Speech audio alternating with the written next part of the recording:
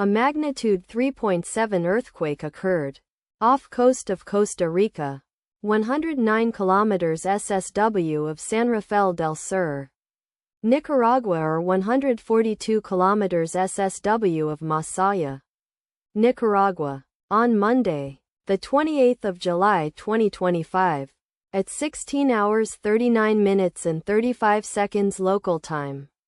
The quake had a depth of 8 kilometers and was not felt, or at least not reported so.